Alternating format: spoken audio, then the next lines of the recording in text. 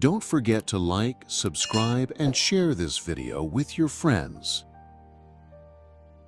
Long ago, in a time when the people of Israel often forgot to follow God, there lived a man named Jonah.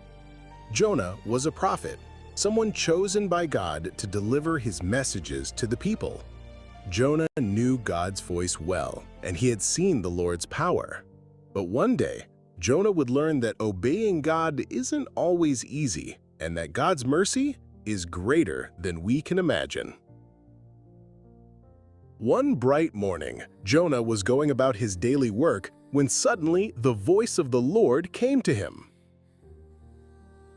"Jonah, son of Amittai, go to the great city of Nineveh. Their wickedness has come up before me.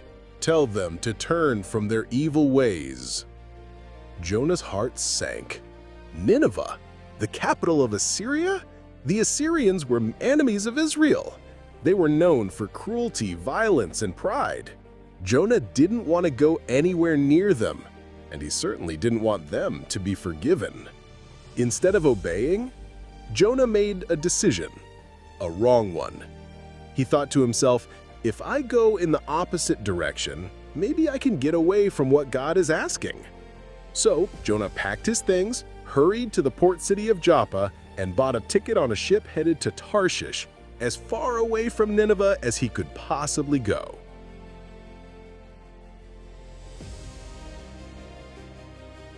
The ship set sail, and for a while, the sea was calm. Jonah breathed a sigh of relief. He went down into the lower deck of the ship, lay down, and fell asleep. But then, the wind began to howl. Dark clouds gathered, waves rose high and crashed against the ship. The sailors shouted and ran about, throwing cargo into the sea to lighten the load, but the storm only grew worse. The captain found Jonah asleep and shook him awake. "How can you sleep? Get up, call on your God. Maybe he will take notice of us so we will not perish."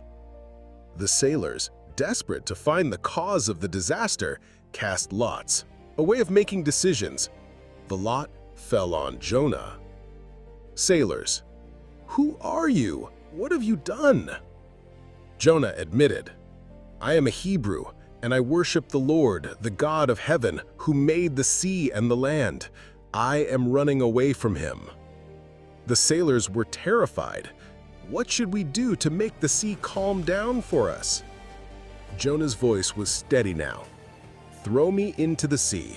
The storm is because of me." At first, the sailors refused and tried to row back to shore, but the wind was too strong, the waves too high. Finally, with heavy hearts, they prayed to Jonah's God for mercy, and they threw Jonah overboard. Immediately, the sea grew calm. The wind died down. The sailors looked at each other in awe and offered a sacrifice to the Lord.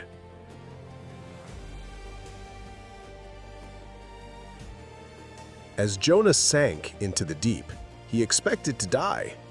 Cold water surrounded him, seaweed tangled around his head, darkness closed in. But suddenly, whoosh! A giant fish came and swallowed Jonah whole. Inside the belly of the fish, it was dark, wet, and strange. He could hear the low rumble of the creature's heartbeat, the distant swish of water outside. He was alive, but completely helpless. For 3 days and 3 nights, Jonah stayed inside that fish. And during that time, Jonah prayed. "In my distress, I called to the Lord, and he answered me. From deep in the realm of the dead, I called for help, and you listened to my cry. I said, I have been banished from your sight, yet I will look again toward your holy temple. Salvation comes from the Lord." Jonah had run from God, but now he turned his heart back, and God, who is full of mercy, heard him.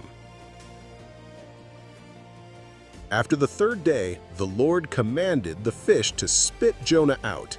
With a great heave, the fish swam close to shore, and splash! Jonah was thrown onto dry land.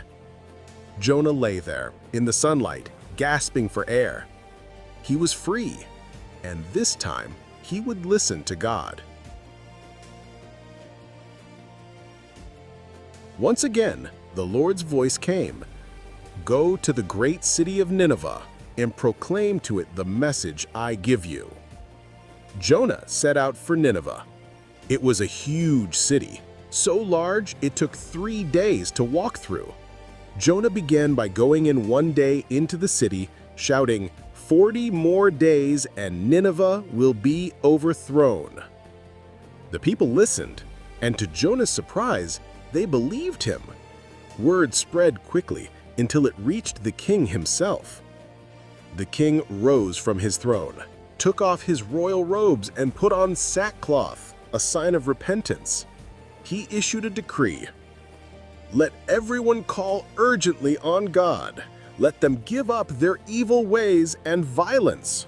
Who knows? God may relent and show compassion." From the least to the greatest, the people of Nineveh turned from their wickedness. When God saw what they did, he had compassion and did not bring upon them the destruction he had threatened. But Jonah was angry. He prayed, "Isn't this what I said, Lord? That's why I tried to run away. I knew you are gracious and compassionate, slow to anger and abounding in love, a God who relents from sending calamity." Jonah left the city and sat on a hill, waiting to see what would happen. God caused a leafy plant to grow over Jonah, giving him shade and easing his discomfort. Jonah was glad for the plant. But the next morning, God sent a worm that chewed the plant so it withered. Then a scorching east wind blew, and the sun blazed on Jonah's head. He became faint and wished to die. God spoke to Jonah, "You are concerned about this plant, though you did not tend it or make it grow.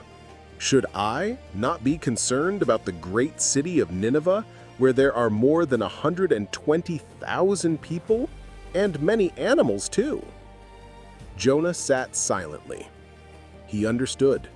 God's love was not just for Israel, but for all people, even the ones he thought didn't deserve